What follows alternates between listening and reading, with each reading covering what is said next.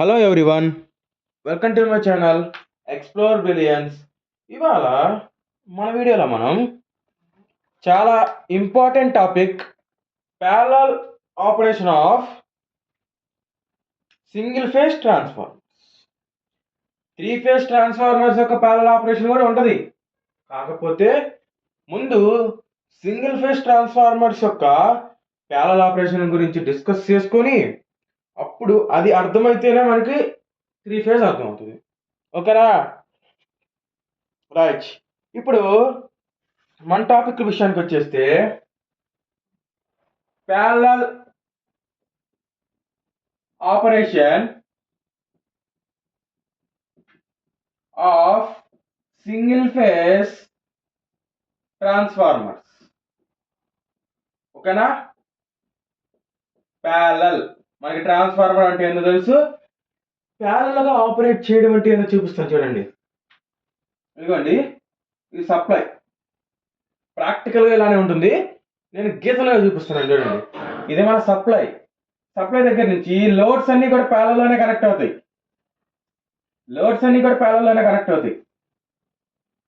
చూడండి, లోడ్స్ అన్ని ఇలాగే కనెక్ట్ అవుతాయి ప్యారలల్ గా. ఇది load 1, load 2 and so on LN దాకా ఉంటాయి. ఓకే, ఎల్ఎన్ అంటే ఎంత లోడ్ అంటే మనకు తెలియదు ఎన్ని లోడ్స్ ఉంటాయో. ఈ వరల్డ్ వైడ్గా ఎన్ని ఉంటాయి, మన డిస్టిక్లో ఎన్ని ఉంటాయి, మన స్టేట్లో ఎన్ని ఉంటాయి, ఇవన్నీ లోడ్స్ మనకు తెలియదు. నెంబర్ ఆఫ్ లోడ్స్ ఉంటాయి. మన స్ట్రీట్లోనే తీసుకోండి, ఒక్కొక్క ఇంట్లోనే ఎన్ని కైండ్స్ ఆఫ్ లోడ్స్ ఉంటాయో. ఓకేనా? ఇప్పుడు చూడండి, లోడ్స్ అన్ని ప్యారలల్ కనెక్ట్ చేసాం, ఒక జనరేటర్ పెట్టాం. ఇన్ కేస్ ఇది ఫెయిల్ అయిపోయింది. ఓకే, ఈ ప్యారలల్ ఆపరేషన్ చాలా జాగ్రత్తగా వినండి. నెసెసిటీ ఆఫ్ ప్యారలల్ ఆపరేషన్ ఒక షార్ట్ వస్తుంది, చాలా ఇంపార్టెంట్. మళ్ళీ conditions for the parallel operation of single phase transformers అని వస్తుంది. సింగిల్ ఫేజ్ ట్రాన్స్ఫార్మర్స్ ఎలా అయితే ప్యారలల్ లో కనెక్ట్ చేస్తామో ఇది ఒక ఆల్టర్నేటర్. అంటాం. ఆల్టర్నేటర్ అంటే ఏసీ జనరేటర్. ఇది మనకి నెక్స్ట్ సెమిస్టర్స్ లో వస్తుంది, నో ప్రాబ్లం. డిప్లొమా చేసిన వాళ్ళకైతే ఆల్రెడీ ఆల్టర్నేటర్ అంటే ఏంటో తెలిసే ఉంటుంది. ఓకేనా? రైట్, ఇది ఒక ఆల్టర్నేటర్ అనుకోండి. ఓకేనా? ఆల్టర్నేటర్ అంటే AC generator. Okay, alternator AC generator. ఇప్పుడు ఏదన్నా ఇన్ కేస్ ఏదన్నా ఫెయిల్యూర్ వచ్చింది ఈ జనరేటర్కి, ఓకేనా? అప్పుడు ఇక్కడ మనకి సప్లై రాదు, ఓపెన్ అయిపోతుంది, సర్క్యూట్ ఓపెన్ అయిపోతుంది, సప్లై రాదు. ఏది పరిస్థితి? లోడ్ అన్నీ అయిపోతాయిగా. అయిపోవా? అందుకని రెండు జనరేటర్లు కనెక్ట్ చేసాం, అది కూడా ప్యారలల్ లో కనెక్ట్ చేసాం. సిరీస్ లో కనెక్ట్ చేస్తే ఎలా ఉంటుందో చూపిస్తాను. రెండు లోడ్లు తీసుకుందాం, రెండు జనరేటర్లు తీసుకుందాం. ఓకే, L1 L2 రెండు లోడ్లు తీసుకుందాం, రెండు జనరేటర్లు తీసుకుందాం. ఓకేనా? ఇప్పుడు ఇన్ కేస్ ఈ జనరేటర్ ఫెయిల్ అయింది, అంటే ఇన్ కేస్ షార్ట్ అయిందో ఓపెన్ అయిందో అదంతా సెకండరీ. ఈ జనరేటర్ ఫెయిల్ అయింది, ఈ జనరేటర్ సప్లై అన్ని సిద్ధిగా.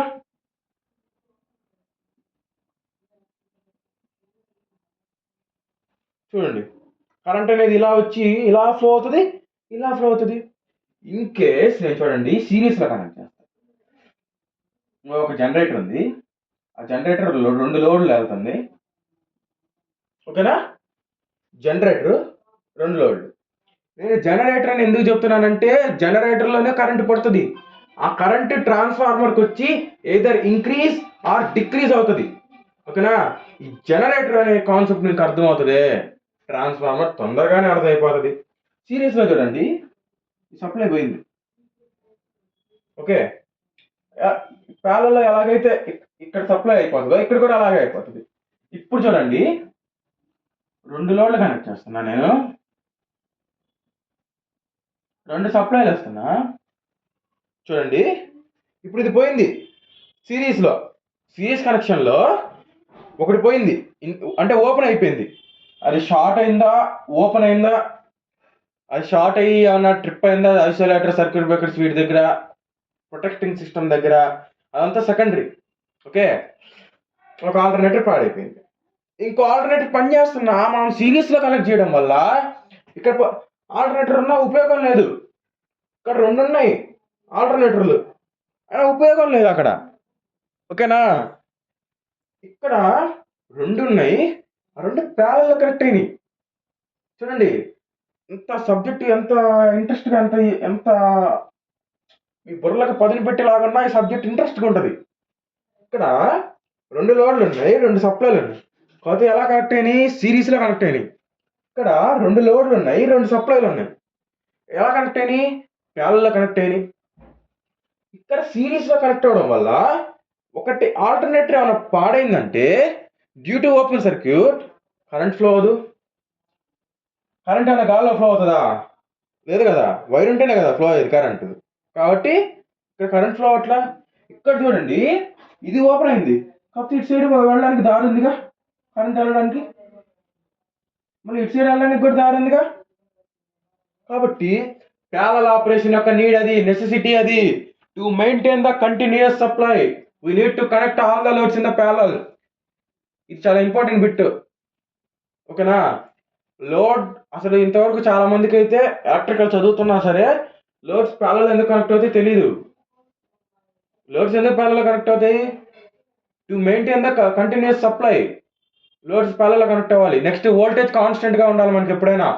ఎప్పుడైనా మన బల్బ్స్ కానీ ఏదైనా సరే 230 volts మన సప్లై, 50 Hz సప్లై మనకి, 230 volts 50 Hz సప్లై.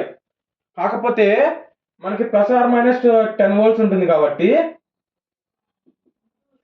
మన ఇంట్లో అపార్టర్స్ అనేది 220 volts నుంచి 240 volts వరకు ఆపరేట్ అయ్యేటట్టు తయారు చేస్తారు. ఎందుకంటే ఇన్ కేస్ మన ఫెయిల్యూర్స్ జరిగినప్పుడు, వోల్టేజ్ మారినప్పుడు అవి పాడైపోకూడదు కదా, అందుకని చెప్పి. ఓకేనా, ఇప్పుడు నెసెసిటీ ఆఫ్ ప్యారలల్ ఆపరేషన్ అంటే ఫస్ట్ పాయింట్ ఏం రాసుకోవాలి? To maintain the continuity in the supply. Okay, next to load current equally. చూడండి ఇక్కడ కరెంట్ అనేది డివైడ్ అవుతుంది, ఇక్కడ కరెంట్ సేమ్ ఉంటుంది.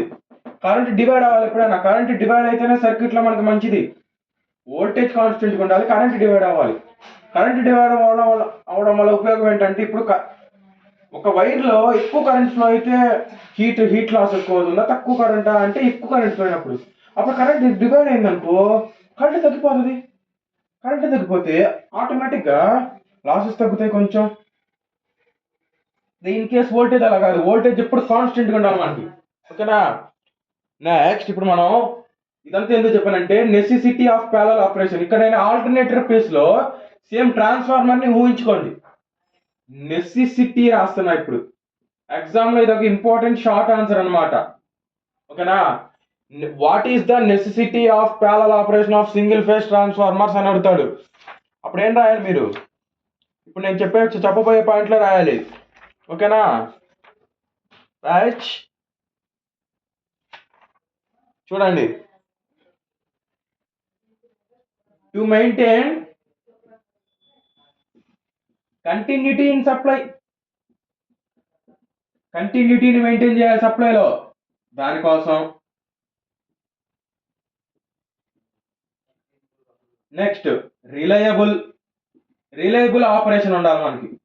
దానికోసం చెప్పాను కదా ఆల్రెడీ, ఇన్ కేస్ ఒకటి ఫెయిల్ అయిపోయినా ఇంకోటి పని చేస్తుంది అంటే మనకి అవి నమ్మకంగా పనిచేస్తున్నాయి అనేది అర్థం. ఓకేనా, ఇప్పుడు ఒక ఈ మూడో పాయింట్ రాసే ముందర ఇంకో ఎగ్జాంపుల్ చెప్పాలి ఫ్రెండ్స్. ఇప్పుడు ఒక 100 కిలోల బస్తాలు 2 ఉన్నాయి ఫ్రెండ్స్. 100 కిలోల బస్తాలు 2 ఉన్నాయి. మేము ఒక ఇద్దరు ఫ్రెండ్స్ ఉన్నారు. ఓకేనా, ఇప్పుడు L1 L2 అనేది బస్తాలు అనుకోండి, 100 kg బస్తాలు. 2 ట్రాన్స్ఫార్మర్స్ ఉన్నాయి, T1 T2 అనే ట్రాన్స్ఫార్మర్స్. ఈ ట్రాన్స్ఫార్మర్స్ ఏం చేయాలి? వీటిని మొయ్యాలి. ఎగ్జాంపుల్కి ప్రాక్టికల్గా ఆలోచిస్తే వీటిని బేర్ చేస్తున్నట్టే, మోస్తున్నట్టే ట్రాన్స్ఫార్మర్స్. ఎందుకంటే ట్రాన్స్ఫార్మర్ నుంచి సప్లై అవుతుంది కాబట్టి. అందుకని మీకు అర్థం అవడం కోసం నేను చెప్తున్నాను. ట్రాన్స్ఫార్మర్స్, ఒక ట్రాన్స్ఫార్మరే 2 మోయాలనుకోండి, తొందరగా పని జరుగుతుందా? జరగదు. 2 ట్రాన్స్ఫార్మర్స్ కలిసి ఒక మూట ఒకళ్ళు, ఇంకొక మూట ఒకళ్ళు ఎత్తుకుంటే పని ఏం జరుగుతుంది? ఎఫిషియెంట్గా జరుగుతుంది కదా. ఎఫిషియెంట్ కంటే తొందరగా జరగడం ప్లస్ లెస్ ఎనర్జీ కన్స్యూమ్ అవడం. లెస్ ఎనర్జీ కన్స్యూమ్ అవుతుందంటే మనకి సప్లై మిగులుతున్నట్టు. కాబట్టి ఇక్కడ మనకి ఇంకొకటి ఏంటిది, ఎఫిషియన్సీ, ఎఫిషియంట్ ఆపరేషన్ జరుగుతుంది ఇక్కడ. ఓకే, ఎఫిషియంట్ ఆపరేషన్ జరుగుతుంది. ఇప్పుడు చూడండి, రిపేర్ కాస్ట్ తగ్గుతుంది మనకి. Okay, it reduces the stand by cost అంటాం, లేదంటే దీన్ని it reduces the repair cost. ఎందుకంటే పొదుగులు రిపేర్ రావు. ఇప్పుడు రెండు కలిసి మోస్తున్నప్పుడు ఏంటిది, వాటి మీద భారం ఉండదు. భారం ఉన్నప్పుడు ఏంటి, వాటికి కూడా కొంచెం రెస్ట్ దొరుకుతుంది. అంటే సమానంగా పంచుకుంటే, ఇప్పుడు ఒక పని ఉంది ఫ్రెండ్స్, ప్రాజెక్ట్ వర్కే తీసుకోండి. ప్రాజెక్ట్ వర్క్ అందరూ కలిసి చేస్తే ఎలా ఉంటుంది, మీరు ఒక్కళ్ళే చేస్తే ఎలా ఉంటుంది, మీకు వర్క్ పెరుగుతుంది, మీరు సరిగ్గా చేయలేరు కూడా. ఆ ప్రాజెక్ట్ ఒక్కళ్ళే చేస్తే, అందరు తలా ఒక చేస్తే ప్రాజెక్ట్లో పని ఎఫిషియెంట్గా బాగా జరుగుతుంది. అలాగే ఇన్ కేస్ మీ ఒక్కళ్ళే చేస్తే ఏమన్నా తప్పు జరిగితే రిపేర్ చేయాల్సి వస్తుంది ఆ ప్రాజెక్ట్కి. అంటే ఎక్విప్మెంట్స్ కొత్త కొనడమో, లేదంటే మళ్ళీ వాటిని వీటికి కనెక్షన్స్ చేయడం అలాగా. అదే అందరు కలిసి చేస్తే రిపేర్ కాస్ట్ ఉండదు కదా, it reduces the repair cost.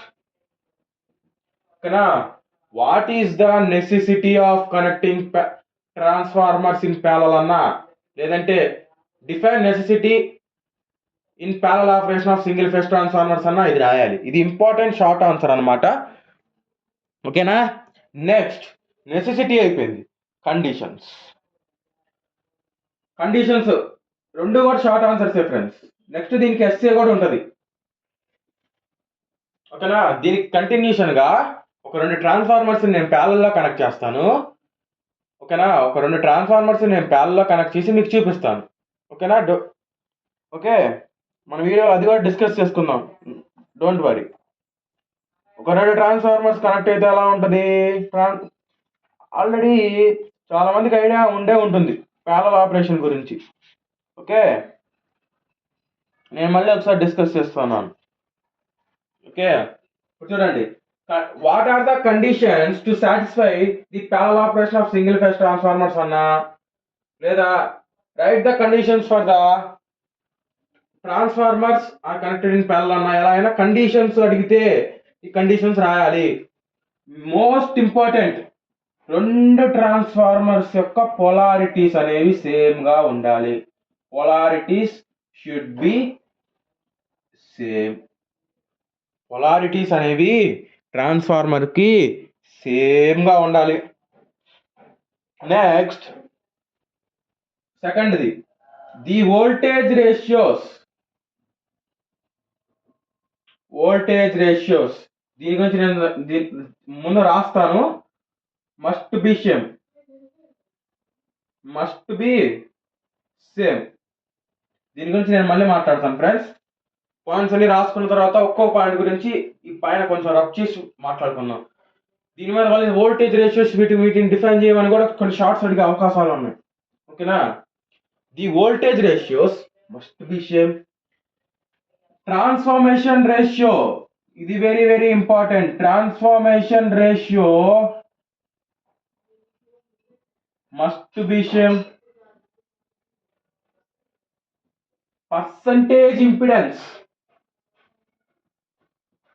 Percentage impedance. Okay, percentage impedance must be same, must be same. Okay, polarity సేమ్గా ఉండాలి, వోల్టేజ్ రేషియోస్ సేమ్గా ఉండాలి, పర్సంటేజ్ ఇంపిడెన్సెస్ సేమ్గా ఉండాలి, ట్రాన్స్ఫార్మేషన్ రేషియో కలవాలి. ఇంకా ఉంది వెరీ వెరీ ఇంపార్టెంట్ పాయింట్, ఈ ఫిఫ్త్ పాయింట్. మీరు ఇంకా రాసుకోవాలంటే కరెంట్ రేషియోస్ అని రాసుకోవచ్చు, టర్న్ రేషియోస్ అని రాసుకోవచ్చు. ఓకేనా, నేను జస్ట్ ఒక 4-5 పాయింట్లు చెప్తున్నాను అంతే. ఇంకా రాసుకునే పని అయితే ఇంకా 4-5 పాయింట్లు ఎక్స్ట్రా రాసుకోవచ్చు, నో ప్రాబ్లం. కాకపోతే మినిమం షార్ట్ ఆన్సర్ అడిగినప్పుడు 4-5 పాయింట్లనే రాయగలిగేటట్లు ఉండాలి మీరు. ఇక్కడ మీరు 4-5 పాయింట్లు చదువుకుంటేనే ఎగ్జామ్కి వెళ్ళిన తర్వాత 2-3 గుర్తుంటాయి. మీరు ఎక్కడ 2-3 చదువుకొని పోతే అదేం గుర్తుండవు. ఓకేనా? ఫేజ్ సీక్వెన్స్ దీంట్లో వెరీ వెరీ ఇంపార్టెంట్ వచ్చేసి ఫస్ట్ పాయింట్, ఫిఫ్త్ పాయింట్, ఈ 2 conditions very very important parallel operation కి. Phase sequence must be same.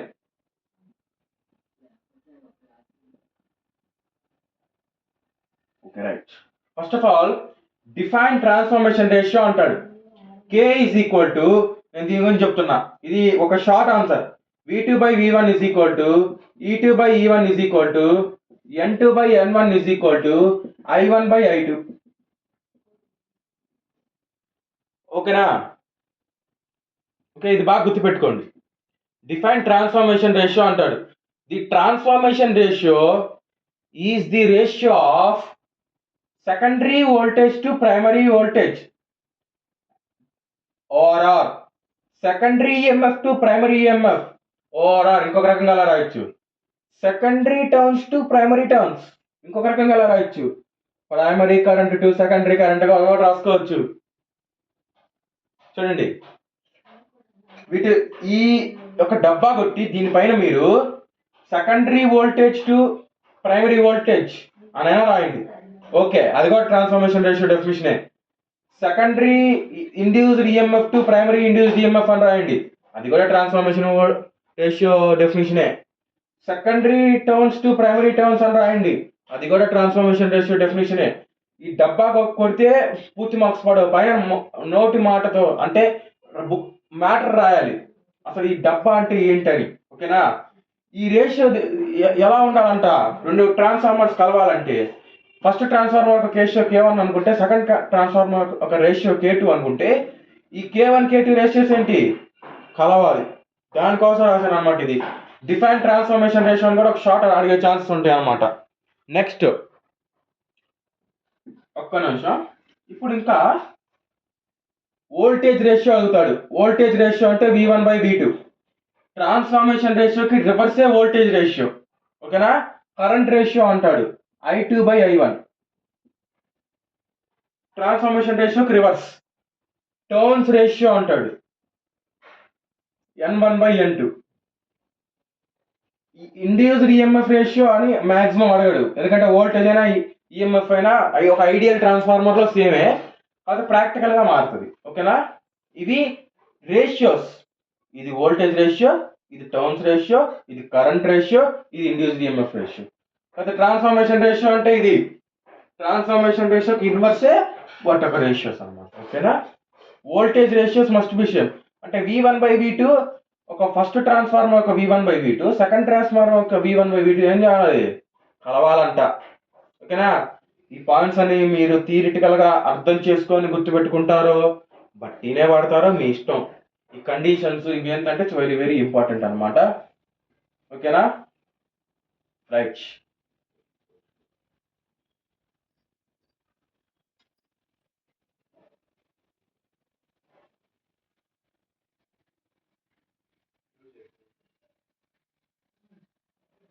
Okay, ఇప్పుడు పర్సంటేజ్ ఇంపిడెన్స్. ఈ పర్సంటేజ్ ఇంపిడెన్స్ అనేది మనకి రెగ్యులేషన్ ఆఫ్ ఏ ట్రాన్స్ఫార్మర్ లో వస్తుంది. ఒకసారి రెగ్యులేషన్ ఆఫ్ ఏ ట్రాన్స్ఫార్మర్ గుర్తెచ్చుకోండి. ఓకేనా? పర్సంటేజ్ ఇంపిడెన్స్ అనే మాట అక్కడ వినుంటారు మీరు. అసలు రెగ్యులేషన్ అంటే ఏంటి? రెగ్యులేషన్ అంటే the change in terminal voltage from no load to full load is expressed as a full load terminal voltage అంటాం అన్నమాట. అక్కడ అది ఒక జనరేటర్లో. ట్రాన్స్ఫార్మర్లోకి వచ్చేసరికి the change in no load voltage to full load voltage is expressed as no load voltage అంటాం అనమాట. ఓకేనా? ఆ కాన్సెప్ట్లో మీకు పర్సంటేజ్ ఇంపిడెన్స్ అనే మాట వస్తుంది. ఓకేనా? పర్సంటేజ్ ఇంపిడెన్స్ ఇది మీరు వినే ఉంటారు చాలాసార్లు. ఓకేనా? Voltage regulation R is equal to E2 minus V2 by no load minus full load by no load. ఇదేంటిది?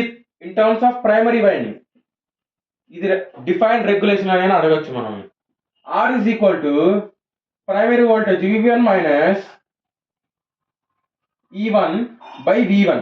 ఇది ఇది సెకండరీ ఫ్రెండ్స్, ఇది సెకండరీ వోల్టేజ్ రెగ్యులేషన్, ఇది primary voltage regulation. Next percentage impedance అంటే I1 Z01/100 or I1 I2 Z02/100. అంటే ఏంటి, ఈ percentage impedance ratio కూడా కలవాలంట రెండు ట్రాన్స్ఫార్మర్స్ ఇవి.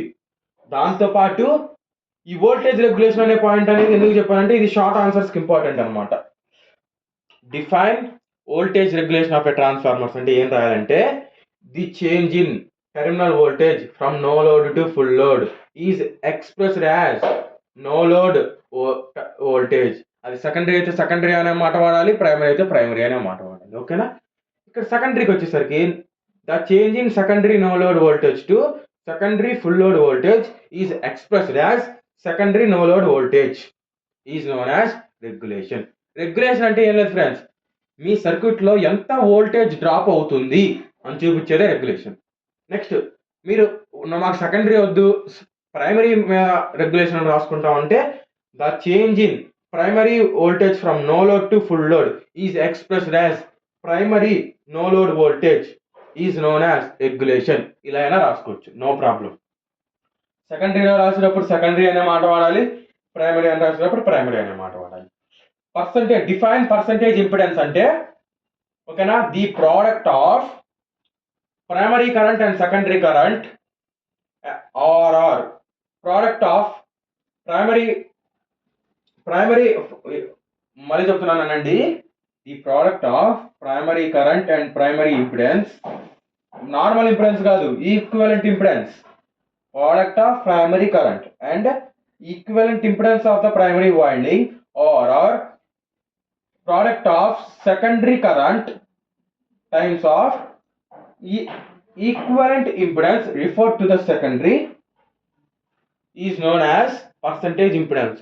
అడుగుతాడు ఒక్కొక్కసారి ఎగ్జామ్లో డిఫైన్ పర్సంటేజ్ ఇంపిడెన్స్ అని కానీ పర్సంటేజ్ రియాక్టెన్స్ అని కానీ అడుగుతాడు. ఓకేనా. ఇక్కడ రియాక్టెన్స్ వచ్చింది అనుకో X01 పెడతాం, X02 పెడతాం. రెసిస్టెన్స్ అడిగాడు అనుకోండి R01 పెడతాం, R02 పెడతాం, అంతే, ఏముండదు. ఓకే. ఐ హోప్ ఇప్పుడు దాకా నేను ఒక 4-5 షార్ట్స్ కవర్ చేసేసాను అనమాట. ఓకే. ఇప్పుడు మనం మెయిన్ ఎస్ఏలోకి వెళ్దాం. ఇప్పుడు దాకా చెప్పింది ఒక లెక్క, ఇప్పుడు చెప్పేది ఒక లెక్క అనుకోండి. Okay right. ఇప్పుడు చూడండి, ఐ హోప్ నా వీడియో అనేది అర్థం అవుతుంది అనుకుంటున్నాను. అందరికి ఇన్ కేసు ఏమైనా డౌట్స్ ఉంటే కింద కామెంట్ సెక్షన్లో కామెంట్ చేయండి, క్లారిఫై చేసాం డౌట్స్. ఓకేనా రైట్.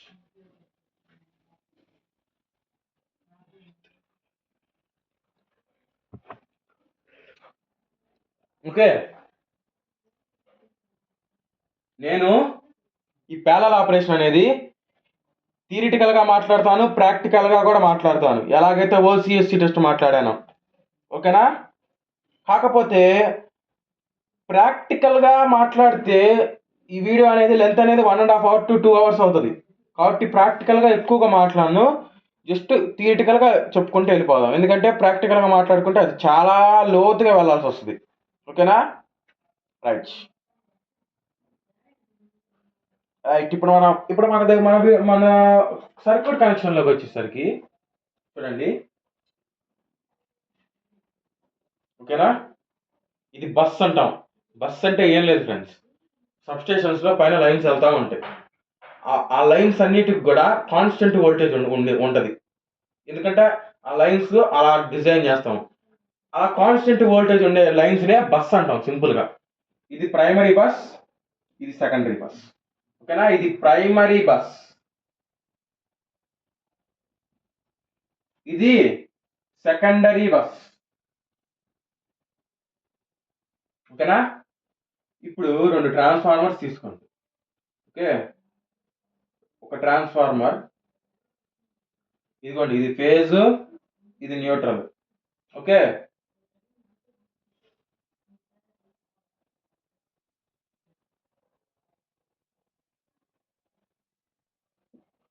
ఓకే.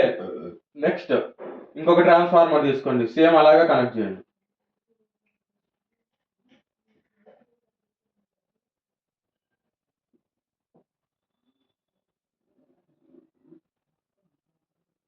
ఓకేనా. ఇదే parallel operation of two face single phase transformers ఒక కనెక్షన్స్. ఓకే, కాకపోతే ఇక్కడ మనం ఒక లోడ్ కనెక్ట్ చేయాలనుకున్నాం అనుకోండి, ఈ టెర్మినల్ దగ్గర నుంచి లోడ్కి వస్తుంది. ఇలా ఎన్ని లోడ్స్ అయినా ప్యారల్లో కనెక్ట్ చేసుకోవచ్చు. నేను 2 లోడ్లు తీసుకుంటున్నాను. ఓకేనా, 2 ట్రాన్స్ఫార్మర్స్ కనెక్ట్ చేసాం, 2 లోడ్స్ పెట్టాం. ఓకేనా, ఐ హోప్ ఇప్పుడు దాకా క్లారిటీ వచ్చింది అనుకుంటున్నాను. చూడండి, పై టెర్మినల్స్ ఫేజ్లకు కనెక్ట్ చేశాను, ఏం లేదు సర్క్యూట్ డయాగ్రామ్. కింద టెర్మినల్స్ న్యూట్రల్ కనెక్ట్ చేశాను, యాజ్ యూజువల్గా ట్రాన్స్ఫార్మర్ గీసేసాను. ఓకేనా, లోడ్స్ కనెక్ట్ చేశాను. ఇప్పుడు ఇది మన సర్క్యూట్ డయాగ్రామ్. దీన్ని సింప్లిఫైడ్ డయాగ్రామ్ గీస్తాను నేను. ఇది మళ్ళీ ప్రాక్టికల్ ఎక్స్పెరిమెంట్గా గీయాలంటే చాలా టైం పడుతుంది, ఒక్కొక్కటి దాన్ని ఎక్స్ప్లెయిన్ చేయాలంటే. కాబట్టి నేను ప్రాక్టికల్ అప్రోచ్ చెప్పను, ఎందుకంటే ప్రాక్టికల్ అప్రోచ్ మీరు చెప్పినా కూడా ఎగ్జామ్లో టైం సరిపోదు రాయడానికి. ఓసీఎస్సీ టెస్ట్ అయినా టైం సరిపోతుంది రాయడానికి. ప్రాక్టికల్ అప్రోచ్, దీంట్లో ప్రాక్టికల్ అప్రోచ్ అనేది టైం సరిపోదు. సర్క్యూట్ డయాగ్రామ్ కొంచెం ఎక్కువ ఉంటుంది ఓసీఎస్సీ టెస్ట్ మీద. మళ్ళీ లోడ్స్ అని చెప్పి 2 ట్రాన్స్ఫార్మర్స్ని ప్యారల్లో కనెక్ట్ చేసి దానికి మళ్ళీ వాట్ మీటర్స్ చాలా క్రూషియల్ అనమాట. దాంట్లో పొలారిటీస్ కానీ కనెక్షన్స్ కానీ మొత్తం చాలా క్రూషియల్ అని. ఇప్పుడు దీన్ని చూడండి, 2 ట్రాన్స్ఫార్మర్స్ గీసుకోవాలి మనం. మన ఏమేంటి, 2 ట్రాన్స్ఫార్మర్స్ గీసుకోవాలి. అది కూడా ఎలా గీసుకోవాలి, 2 ట్రాన్స్ఫార్మర్స్ ప్యారలల్లో గీసుకోవాలి, ఎలా పడితే అలా కాదు. ఓకే, ఇప్పుడు 2 ప్రైమరీస్ని ఒక ప్రైమరీ అనుకుంటున్నాను నేను. 2 ఒకే రకంగా కనెక్ట్ అయినాయి కాబట్టి, వోల్టేజ్ రేషియోస్ కూడా సేమ్ కాబట్టి దీని నుంచి 2 ప్రైమరీలు చేస్తున్నాను నేను. ఓకేనా, 2 ప్రైమరీలు తీసి ఈ సెకండరీస్ను కలిపేస్తున్నాం. ఓకే, ఇప్పుడు చూడండి, 2 ఫేజులు 2 న్యూట్రల్లో కనెక్ట్ అయిపోయినాయి. ఇప్పుడు వీటికి మధ్యలో లోడ్స్ కనెక్ట్ చేస్తున్నాం. ఇది మన ఈక్వలెంట్ సర్క్యూట్ డయాగ్రామ్ ఫ్రెండ్స్, సింపుల్గా చేస్తున్నా. మరి అంత పెద్ద పెద్ద లైన్లు అయితే ఎక్స్ప్లెనేషన్కి టైం సరిపోదు. ఓకేనా, ఇప్పుడు చూడండి. ఓకే, లేదంటే ఇటు సైడ్ కూడా రెండింటికి ఈక్వలెంట్ కాబట్టి కాకుండా ఇటు సైడ్ కూడా 2 తీసుకోండి, అప్పుడు కన్ఫ్యూజ్ అవ్వరు. 2 ట్రాన్స్ఫార్మర్స్ ఉన్నాయి కాకపోతే ఈ రెండింటిని కలిపేసాం, ఆ రెండింటిని కలిపేసాం. ఓకేనా, సింపుల్గా ఇలా అయితే గుర్తుంటుంది. ఇక్కడ వచ్చేసి ఫేజ్ న్యూట్రల్ సప్లైస్ ఇలా గుర్తుపెట్టుకున్నాను అనుకోండి, గుర్తుంటుంది. ఓకేనా, ఇది మన ఈక్వలెంట్ సింపుల్గా మనకు అర్థమయ్యేటట్టు. ఇది లోడ్ 1, ఇది లోడ్ 2. ఓకే, దీనికి ఉన్న ఇంపిడెన్స్ అనేది ZA అనుకుంటున్నాను నేను, దీనికి ఉన్న ఇంపిడెన్స్ అనేది ZB అనుకుంటున్నాను. ఓకే, ఇప్పుడు చూడండి, 2 ప్రైమరీస్ 2 సెకండరీస్ ఉన్నాయి. ఇదంతా మనకి పని లేదు.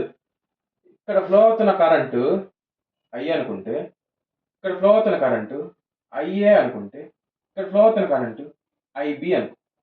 ఓకే, దీనికి థియరీ అనేది ఎక్కువ ఏమి ఉండదు ఫ్రెండ్స్, సింపుల్గా చెప్తాను చూడండి. నేను రాయను, సింపుల్గా చెప్పేస్తాను. Here 2 transformers are there and the transformers are connected in parallel as per the circuit diagram shown అని చెప్పి సర్క్యూట్ డయాగ్రామ్ గీసి the 2 primary phases and 2 secondary phases are connected as shown in the figure and neutrals also connected as shown in the figure. There are 2 loads in the circuit. They are also connected in parallel because in parallel the continuity of the supply is more and the supply is also constant. Supply means supply voltage. Okay, the impedance of the first load is ZA, the impedance of the second load is ZB, and the currents are divided as ZIA and IB. The total current flowing through the loads is I from the circuit. Okay na, ఇప్పుడు నేను చెప్పిన points అని రాసి from the circuit I is equal to IA plus IB, ఎందుకంటే parallel current divide అవుతుంది. ఇప్పుడు మనం IA find out చేయాలంటే total current I into opposite resistance ZB by ZA plus ZB. ఓకేనా, నెక్స్ట్ IB కనుక్కోవాలి. Total current I into ZA by ZA plus ZB. ఇవి formulas రాసుకుంటాం friends. ఓకేనా? ఇప్పుడు కింద ఏం రాసుకుంటారంటే ఇదంతా రాసిన తర్వాత by these formulas we can calculate the currents of the two loads and we can verify the theoretical and practical. ఇది ప్రాక్టికల్ కనుక ఎక్స్పెరిమెంట్ చేస్తే మనం థియరీలో చెప్పుకునేటప్పుడు ఎలా చెప్పుకుంటాం, లోడ్ షేరింగ్ అనేది ఈక్వల్గా జరుగుతుంది. ఫర్ ఎగ్జాంపుల్ ఇది 5 amps అనుకోండి, ఇక్కడ 2.5 amps వస్తుంది, ఇక్కడ 2.5 amps వస్తుంది అని చెప్పుకుంటాం. ఇది ప్రాక్టికల్గా అలా రాదు. ప్రాక్టికల్గా టోటల్లీ డిఫరెంట్. ప్రాక్టికల్గా ఏం జరుగుతుంది తెలుసా? ఈ ఫస్ట్ ఉంటుంది కదా, ఫస్ట్ ట్రాన్స్ఫార్మర్, ఫస్ట్ లోడ్ అంటే ఈ ఫస్ట్ లోడ్ ఒక ట్రాన్స్ఫార్మర్, సెకండ్ లోడ్ ఒక ట్రాన్స్ఫార్మర్ లా అనుకోవాలి మనం. ఫస్ట్ ట్రాన్స్ఫార్మర్ నుంచి వచ్చేది ఎక్కువ కరెంట్ తీసేసుకుంటుంది. ఇంచుమించు 4 to 4.5 amps వరకు తీసేసుకొని ఇచ్చిన మనకి తక్కువ ఇస్తుంది. ఇది మనకి ఎలా తెలుస్తుంది అంటే అది మళ్ళీ ప్రాక్టికల్గా దానికి సపరేట్ సర్క్యూట్ డయాగ్రామ్ ఉంది. నేను ఈ వీడియోలో అది చెప్పడం లేదు, ఎందుకంటే మనకి ప్యారలల్ ఆపరేషన్ అంటే ఇంతవరకు రాసుకుంటే చాలు. ఓకేనా? ఈ సర్క్యూట్ డయాగ్రామ్ గీయాలి. ఈ సర్క్యూట్ డయాగ్రామ్ గురించి ఎలా రాయాలో కూడా నేను చెప్పాను. ఒకసారి మీరు అది 1కి 4 సార్లు విని మీరు సొంతగా రాసుకోండి. నేను ఎందుకు రాయట్లేదంటే అందరూ కూడా వీడియో లెంత్ ఎక్కువ అవుతుంది అంటున్నారు నేను రాస్తే, అందుకని చెప్పి నేను రాయలేదు అనమాట. కాబట్టి మీరు 1కి 4 సార్లు ఇందాక ఇంగ్లీష్లో చెప్పాను ఏది ఎలా రాసుకోవాలి, సర్క్యూట్ డయాగ్రామ్ గురించి ఏంటి అని చెప్పి దాన్ని మీరు రాసుకోండి. ఈ ఫార్ములాస్ వేసుకోండి. ఓకేనా? ఒకవేళ కనుక మీకు ప్రాక్టికల్గా కూడా ఎలా చేస్తారో చెప్పాలి అంటే కింద కామెంట్ సెక్షన్లో కామెంట్ చేయండి. ప్రాక్టికల్ సర్క్యూట్ డయాగ్రామ్ తీసుకొని ఇంకా నీట్గా 1 hour పట్టిన 2 hours పట్టిన నీట్గా ఎక్స్ప్లెయిన్ చేసుకుందాం, నో ప్రాబ్లం. ఓకేనా? ఐ హోప్ ఇంతవరకు నేను చెప్పిన వీడియో మీకు అర్థమైంది అనుకుంటున్నాను. So please do like, share and subscribe to my channel. Parallel operation గురించి ఈ వీడియోలో నేను నెసెసిటీ గురించి చెప్పాను, కండిషన్స్ గురించి చెప్పాను, ట్రాన్స్ఫర్మేషన్ రేషియో గురించి చెప్పాను, ఇవన్నీ short answers, voltage and current ratios గురించి చెప్పాను, పర్సెంటేజ్ ఇంపిడెన్స్ గురించి చెప్పాను, 5 షార్ట్స్ కవర్ చేశాను, ఒక ఎస్సే కూడా కవర్ చేశాను. ఓకేనా? ఇది very important parallel operation. Okay, I hope అది అర్థమైంది అనుకుంటున్నాను. ఇన్ కేస్ ఏమైనా డౌట్స్ ఉంటే కింద కామెంట్ సెక్షన్లో కామెంట్ చేయండి. మళ్ళీ ఇంకొక వీడియోతో మిమ్మల్ని కలుస్తాను. Until then bye, take care.